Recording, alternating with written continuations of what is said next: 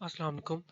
Computer organisation assembly language में आज हम टॉपिक डिस्कस करेंगे इंट्रोडक्शन टू असेंबलर। असेंबलर क्या होता है और हम असेंबलर को इंस्टॉल करेंगे और उसे रन करके देखेंगे। सबसे पहले देखते हैं कि असेंबलर होता क्या है। Assembler is a program for converting instructions written in low level assembly code into relocatable machine code and generating along information for the loader. Assembler basically ऐसा प्रोग्राम या ऐसा सॉफ्टवेयर है जो कि आपकी लो लेवल असेंबली लैंग्वेज में लिखे गए कोड को इंस्ट्रक्शंस को कन्वर्ट करता है, ट्रांसलेट करता है मशीन कोड में, जो कि कंप्यूटर हमारा इजीली अंडरस्टैंड करता है। It generates instructions by evaluating the mnemonics in operation field and find the value of symbol and literals to produce machine code. Assembler का काम करने का तरीका ये है कि आपने जो असेंबली लैंग्वेज के कोड में निमोनिक्स दिए गए होते हैं, उन निमोनिक्स को ये इवेल्युएट करता है ऑपरेशन फील्ड में और उन सिंबल्स की वैल्यू फाइंड करता है, लिटरल्स फाइंड करता है और उन्हें मशीन कोड में कन्वर्ट कर देता है। Now if assembler do all this work in one scan, then it is called single pass assembler. Otherwise, if it does in multiple scans, then called multiple pass assembler. ये काम जो मैंने आपको बताया कि निमोनिक्स को इवेल्युएट करता है, उसके बाद सिंबल्स की जो है वैल्यू फाइंड करके लिटरल्स को फाइंड करके उन्हें मशीन कोड में कन्वर्ट करता है। अगर आपका असेंबलर ये सारे काम एक ही स्कैन में करता है, यानी एक अटेम्प्ट में करता है, तो वो सिंगल पास असेंबलर है। और अगर मल्टीपल स्कैन्स में करता है तो मल्टीपल पास असेंबलर है। Assembler is basically a one-to-one mapping of machine code with a few twists. Basically assembly language में जब आप कोड लिखते हैं तो वो मशीन कोड के साथ वन टू वन मैपिंग हो रही होती है। हम पिछले लेक्चर्स में डिस्कस कर चुके हैं ऑलरेडी। तो assembly language is human readable, machine code is not. और हाई लेवल लैंग्वेज इसमें हमें नहीं बनानी पड़ती, यानी कि जैसे हम इफ स्टेटमेंट यूज करते हैं, वाइल लूप यूज करते हैं हाई लेवल लैंग्वेजेस में। यहाँ पर ऐसा कुछ नहीं है। How to reassemble these constructs later in this presentation. हम इसे किसमें इन इफ और वाइल वाली चीजें किस तरह से हम जो है फिर असेंबली लैंग्वेज में कंस्ट्रक्ट करेंगे, ये हम आगे एग्जांपल्स में देखेंगे। नो नेस्टेड एक्सप्रेशंस, जिस तरह हाई लेवल लैंग्वेजेस में नेस्टेड एक्सप्रेशंस होते हैं, असेंबली में नहीं होते। जैसे for example we can not write add multiply 3 to 1, यानी कि हम एक ही स्टेटमेंट में एडिशन और मल्टीप्लिकेशन दोनों यूज नहीं कर सकते, नेस्टेड एक्सप्रेशंस यूज नहीं कर सकते। Assembly language operate directly on processor registers, no local variables. जिस तरह हाई लेवल लैंग्वेजेस में वेरिएबल्स यूज होते हैं, असेंबली लैंग्वेज में उस तरह नहीं होता। ये डायरेक्ट प्रोसेसर रजिस्टर्स के साथ कम्युनिकेट करता है। Memory access is not transparent, different instructions for different locations, no standardised instruction set, different instruction sets on different computer architectures are highly hardware dependent.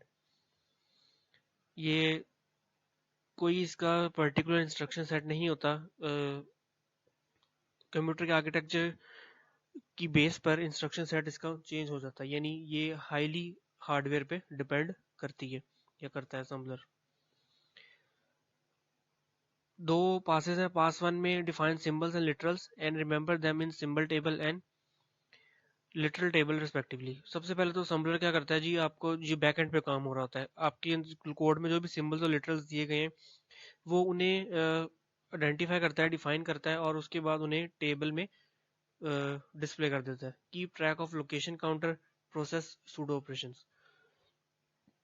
और पास टू में generate object code by converting symbolic opcode into respective numeric opcode and then generate data for literals and look for values of symbols. Example के through देखते हैं। एक assembly language का programme जो है लेते हैं, ताकि ये दो पासेज जो मैंने अभी बताई ये आपको एक्सप्लेन हो जाए। तो असेंबली लैंग्वेज स्टेटमेंट का फॉर्मेट जो है कुछ यूँ होता है कि पहले हम लेबल लिखते हैं, फिर ऑप कोड लिखा जाता है, ऑप कोड कह लें या न्यूमेरिक्स कह लें, और उसके बाद ऑपरेंड लिखा जाता है। तो एग्जांपल हमारी कुछ यूँ है जी कि M add R one equal to three, where M जो है वो लेबल है, एड जो है वो सिंबॉलिक ऑप कोड है यानी कि निमोनिक्स है, और आर वन जो है वो सिंबॉलिक रजिस्टर ऑपरेंड है, जबकि इक्वल टू थ्री जो है वो लिटरल है। तो असेंबली का प्रोग्राम इसमें कुछ जो है यूं लिखा जाएगा जो नीचे आपके सामने शो हो रहा है। इस प्रोग्राम को अंडरस्टैंड करते हैं। सबसे पहले आपके सामने यहाँ पर स्टार्ट में instruction starts the execution of program from location 200 and label with start provides name for the program. John is the name for program. ये हम यहाँ पर देख सकते हैं, ये प्रोग्राम का नेम है, लेबल जो लिखा हुआ जॉन। ये स्टार्ट जो है आपके प्रोग्राम को स्टार्ट कर रहा है और ये 200 बेसिकली लोकेशन है, किस लोकेशन से स्टार्ट हो रहा है। उसके बाद mover, it moves the content of literal into register R1। Second statement, mover ये R1 रजिस्टर में जो वैल्यू पड़ी है उसको इसमें लिटरल में वो मूव कर रहा है। इसी तरह से move, it move the counter of memory register into memory operand. और इसी तरह से ये सारी तमाम स्टेटमेंट्स जो है वो काम कर रही हैं। अब हम देखते हैं कि इसमें पासेस जो है वो किस तरह मैनेज हो रहे हैं। Define symbol and literal table with their addresses. Literal address is specified by LTORG और एंड। सबसे पहले हमारी पहली स्टेटमेंट थी स्टार्ट 200, हेयर नो सिंबल और literal is found on both table would be empty. अब यहाँ पर चूंकि कोई सिंबल और कोई लिटरल यूज नहीं हुआ है तो टेबल एम्प्टी रहेगा पास 1 में। दूसरे स्टेप में था जी mover R1 equal to 3 200 equal to 3, ये लिटरल है तो ये टेबल में स्टोर हो जाएगा, एड्रेस जो है नहीं होगा। मूवर R1 X201, X जो है वो symbol referred prior to its declaration, so it is stored in symbol table and blank address field. इसी तरह स्टेप नंबर 4 में L1 लेबल है, mover R2 equal to 2। L1 label है, 2 जो है वो लिटरल है और ये इसको रिस्पेक्टिव टेबल में किस तरह स्टोर करेगा। एक हमारे पास ये सिंबल टेबल आ गया और एक लिटरल टेबल आ गया। सिंबल में पिछली स्टेटमेंट में एक्स यूज हुआ था, उसका कोई एड्रेस नहीं था। L1 जो लेबल 1 है उसका एड्रेस 202 है, ये स्टेटमेंट में दिया गया है। और लिटरल यहाँ पे इक्वल टू 3 का कोई एड्रेस नहीं था और अब 2 का भी कोई एड्रेस नहीं है। स्टेप 5 में LTORG 203 assign address to first literal specified by LC value. तो पहली वैल्यू को जो है एड्रेस साइन किया जाएगा, तो 202 के बाद 203, तो इसको एड्रेस ये दे दिया गया 203। इसी तरह नेक्स्ट स्टेटमेंट में it is a data declaration statement that is x is assigned with assigned data space for of 1, but x is a symbol which was referred earlier in step 3 and defined in step 6. This condition is called forward reference problem, where a variable is referred prior to its declaration and can be solved by backpatching. So now assembler will assign x the address specified by LC value of current step. 203 के बाद x को 204 मिल गया और L1 को already 202 address था। तो इसी तरह से नेक्स्ट तमाम स्टेप्स में भी ये जो है टेबल इसी तरह क्रिएट होगा। वर्किंग पास 2 में क्या होगा जी, पास 2 of assembler generates machine code by converting symbolic machine opcodes into their respective bit configuration machine understandable form। जो भी हमने पीछे ऑपकोड इस्तेमाल किए थे वो उन्हें कन्वर्ट करेगा अब किसमें, मशीन कोड के जो भी रिस्पेक्टिव बिट्स बनती हैं उनमें। It stores all machine opcode into MOT table, opcode table with symbolic code, their length and their bit configuration. It will also process sudo ops and will store them in POT table. तो इस तरह से वो तमाम जो हमारे mnemonics हैं उन्हें कन्वर्ट करता है मशीन कोड की बिट्स में और उन्हें MOT टेबल में और POT टेबल में स्टोर कर देता है। तो various databases required by pass two MOT table machine of code table होता है और ये सूडो कोड का टेबल है POT। बेस टेबल जो है वो बेस रजिस्टर की वैल्यू स्टोर करने के लिए होता है और LC लोकेशन काउंटर है। Take a look at flow chart to understand. सबसे पहले कोड रीड किया जाता है, उसके बाद सूडो ऑप टेबल जो है वो सर्च होता है, फिर machine op table MOT table जो है वो क्रिएट होता है और उसके बाद लेंथ मिलती है हमें, ऑपरेशन की टाइप मिलती है, बाइनरी कोड मिलता है उसका। फिर हम इवेल्युएट करते हैं ऑपरेंड्स को बाय सर्चिंग सिंबल लेबल और असम्बल the parts of instruction and update LC। और सूडो कोड का टेबल जब मिल जाता है तो वहाँ से हम जाते हैं फिर DC और DS में, तो फिर लेंथ और वगैरह डिटर्मिन होती है और यहाँ पे हमारा प्रोग्राम जो है वो खत्म होता है जब एग्जिट करते हैं। एज अ होल असम्बलर जो काम करता है, सबसे पहले असेंबली प्रोग्राम है, पास 1 में से गुजरता है, फिर पास 2 में से गुजरता है, जो भी पास 1 की आउटपुट होती है वो पास 2 को पास कर दी जाती है और लास्ट में हमारा टारगेट प्रोग्राम होता है। पास 1 और पास 2 में सिंबल टेबल बनते हैं जो बैक एंड पे बनते हैं, हमें शो नहीं होते। असम्बलर क्यों हमें समझना चाहिए और सीखना चाहिए, obviously to see how all programs you write really end up. जितने भी प्रोग्राम्स आप लिखते हैं वो सारे एक्चुअली एंड अप किस तरह होते हैं असेंबली में। To understand the CPU architecture better, CPU के आर्किटेक्चर को समझने के लिए भी असेंबली लैंग्वेज और असम्बलर सीखा और समझा जाता है। To see where speed improvements are possible, speed improvements को मेजर करने के लिए, प्रोसेसर की स्पीड्स को जो है इम्प्रूव करने के लिए, चेक करने के लिए हम देख सकते हैं असम्बलर यूज़ कर सकते हैं to realise there is no big secret behind it all, ये देखने के लिए कि एक्चुअली हम जो हाई लेवल में काम करते हैं वो उस बैक एंड पे उसके क्या सीक्रेट्स चल रहे हैं। और असेंबली में तो ऑब्वियसली वो सीक्रेट्स रिवील हो जाते हैं क्योंकि हम डायरेक्टली रजिस्टर से काम कर रहे होते हैं। And obviously last one two pass the course. अब हम इंस्टॉलेशन करेंगे डॉस बॉक्स की, मैज़म की और लिंक की, और उसमें एक छोटा सा प्रोग्राम रन करेंगे to print a single character. सबसे पहले देखते हैं कि डॉस बॉक्स क्यों हम जो है वो इस्तेमाल कर रहे हैं और क्यों इसे इंस्टॉल कर रहे हैं। पहली रीज़न तो ये है कि डॉस बॉक्स जो है वो बेसिकली क्या है, एम्यूलेटर एक।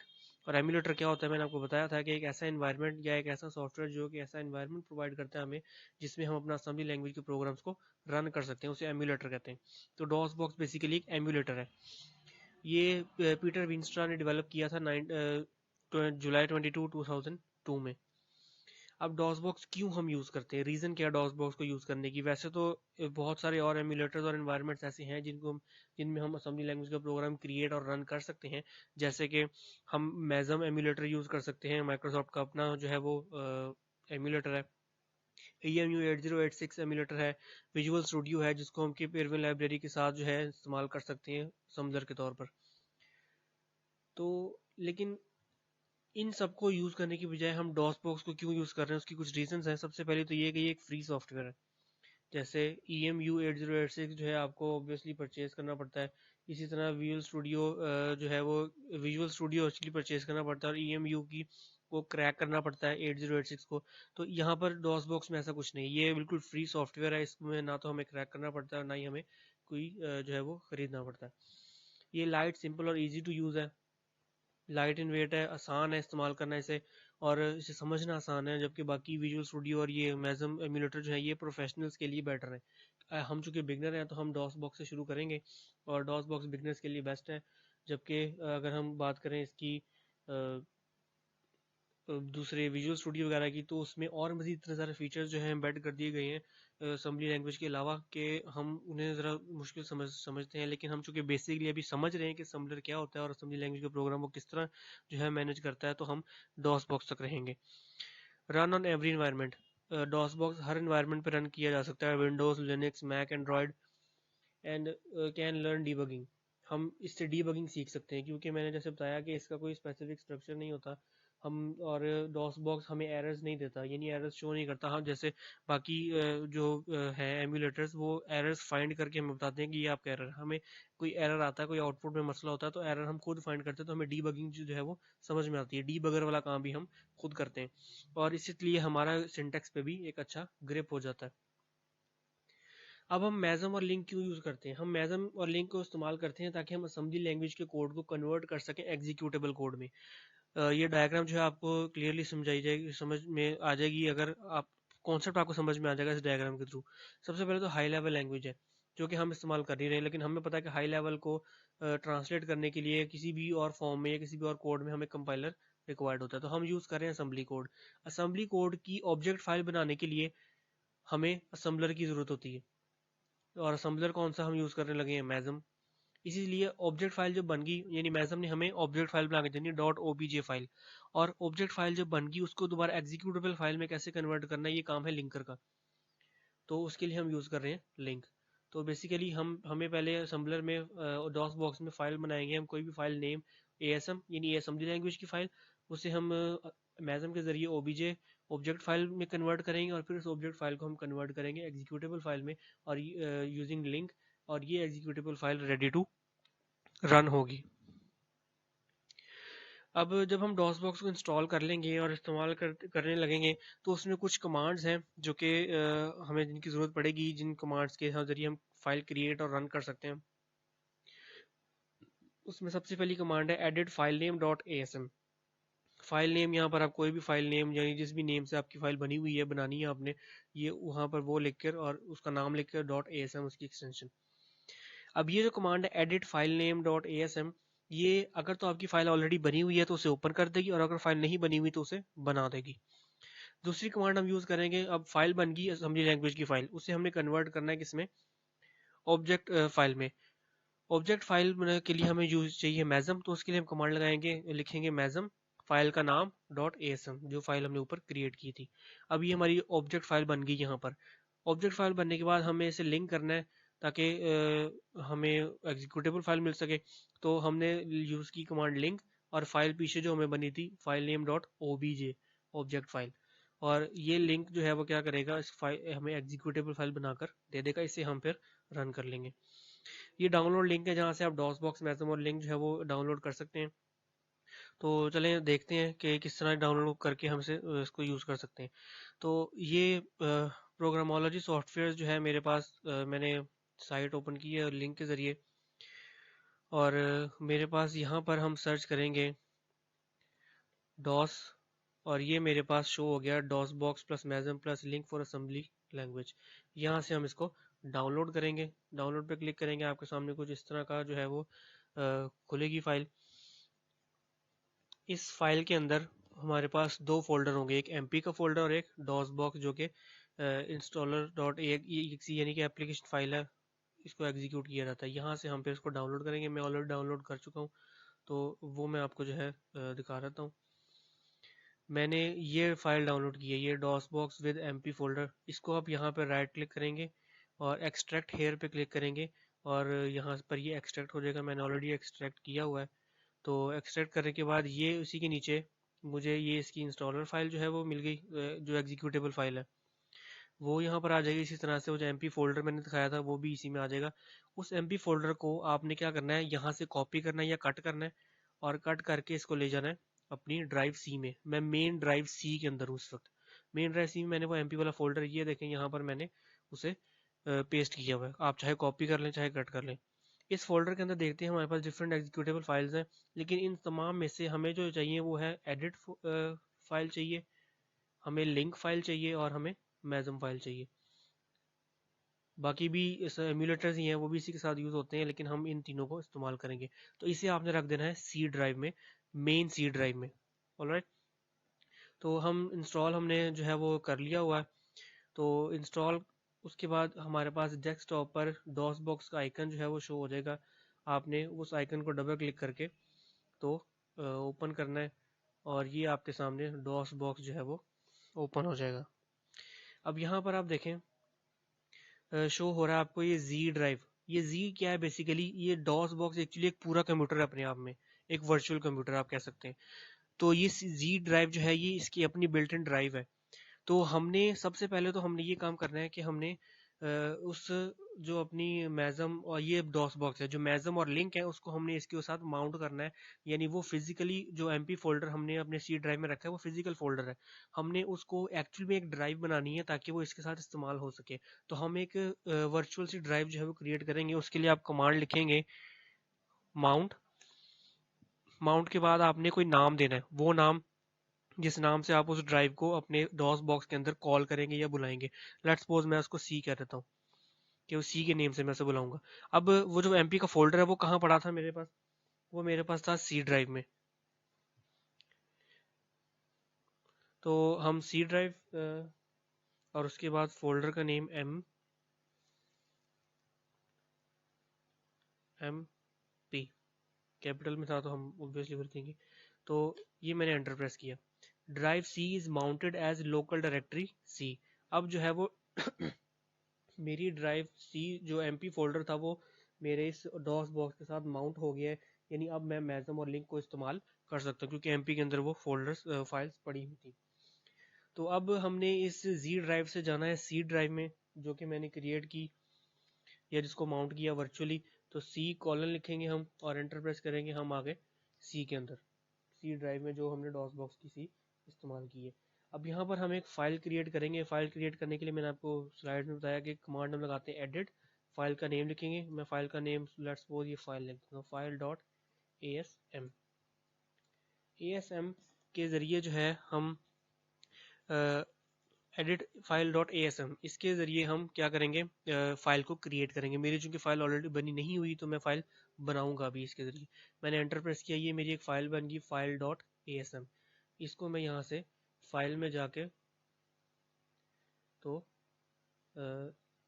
सेव कर लेता हूँ, और सेव करने के बाद हम इसे फ़िलहाल एग्ज़िट कर देते हैं। ठीक है, तो अब हमारी जो है फ़ाइल क्रिएट हो गई है। तो मैं उसी फाइल को अब दोबारा खोलूंगा और उसके अंदर एक प्रोग्राम क्रिएट करूंगा। फाइल को, बनी हुई फाइल को दोबारा ओपन करने के लिए सेम यही कमांड है वो दोबारा यूज होगी। File dot ASM enter, file मेरी ओपन हो गई यहाँ पर, ठीक है। अब इसके अंदर हम जो है अपना प्रोग्राम लिखेंगे। प्रोग्राम जो है, आप जब पीछे हमने एक लेक्चर पढ़ा था जिसमें हमने सिंटैक्स और स्ट्रक्चर देखा था असेंबली लैंग्वेज का, उसमें हमने एक प्रोग्राम किया था to print a single character. वो ही एक छोटा सा प्रोग्राम हम इसमें चलाकर देखेंगे कि वो चलता है या नहीं चलता है या कैसे चलता है। तो वहां पर मैंने आपको बताया था कि हम स्टार्ट करते हैं सेमी कॉलन के साथ, यानी स्टार्ट में एक कमेंट देते हैं। नहीं भी देंगे तो उसमें कोई हर्ज नहीं है, लेकिन ये दिया जाता है इसके लिए ताकि आपको समझ में आ जाए कि हम एक्चुअली जो प्रोग्राम बनाया हमने वो किस मकसद के लिए। तो ये है program to print a single character. Enter press करता हूँ। उसके बाद जो है कमांड दी थी मैंने डॉसेक की। डॉसेक का जो काम है वो क्या है, आपको मैंने बताया था कि जो हमारी डायरेक्टरीज हैं उन्हें मैनेज करता है ये। तो उसके बाद हमने लिखा था डॉट मॉडल स्मॉल, मेमोरी का स्मॉल मॉडल यूज़ कर लिया हमने। और उसके बाद आएगा जी डॉट स्टैक 100H, और उसके बाद डॉट डाटा, और उसके बाद डॉट कोड।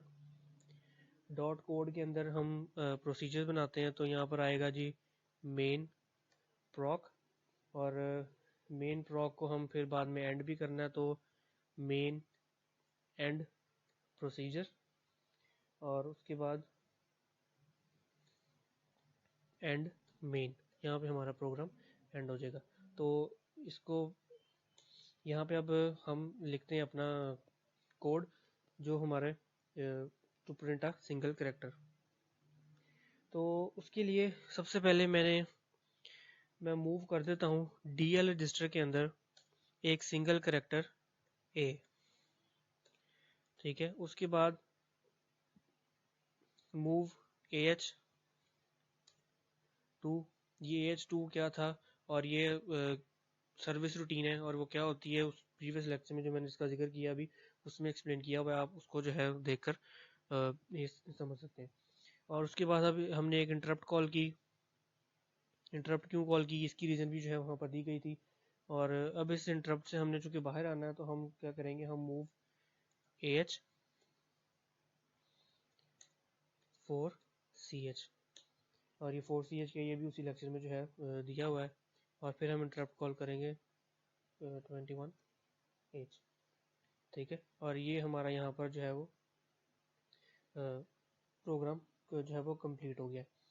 इसको यहाँ से सेव करेंगे, और सेव करने के बाद हम एग्जिट कर लेते हैं यहाँ से। अब प्रोग्राम हमारा बन गया, इसको हमने सेव कर लिया और रन, अब हमने इसको रन करना है। तो रन करने के लिए हमें सबसे पहले तो जी हमारी assembly language dot ASM file बनी है, अभी हमने इसकी ऑब्जेक्ट फाइल बनानी है। तो ऑब्जेक्ट फाइल बनाने के लिए कमांड हमने यूज़ की थी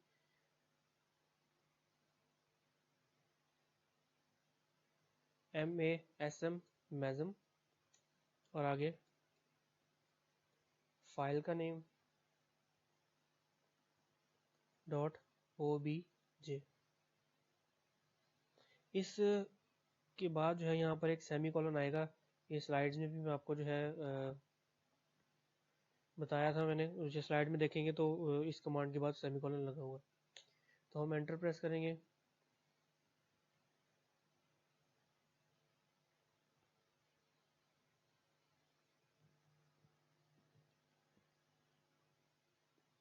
एक सेकंड, दोबारा फाइल ओपन करते हैं हम।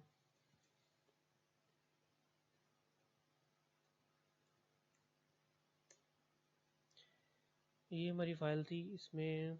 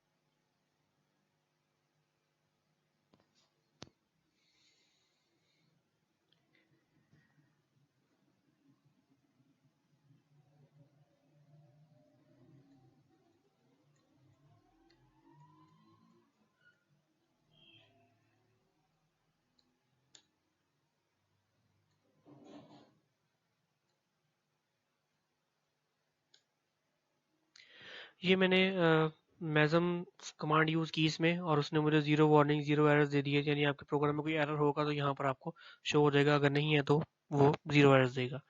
तो अब मेरी फाइल जो है वो ऑब्जेक्ट फाइल बन चुकी है। अब मैंने लिंक को यूज़ करके इस ऑब्जेक्ट फाइल को कन्वर्ट करना है किसमें, एग्जीक्यूटेबल फाइल में, फाइल डॉट ओबीजे बनी थी पहले। इस लिंक एक्स कमांड के बाद भी सेमीकोलन है, एडिट के बाद नहीं है, लेकिन इन मैज़म और लिंक की कमांड के बाद है। और ये मेरा जो है एग्जीक्यूटेबल फाइल बन गई। और अब मैंने इस फाइल को रन करना है, तो मैं सिंपली लिखूंगा फाइल डॉट ई, इसके बाद भी सेमीकोलन नहीं है, पहली और आखिरी कमांड के बाद नहीं है, बीच वाली दो मैज़म और लिंक के बाद है।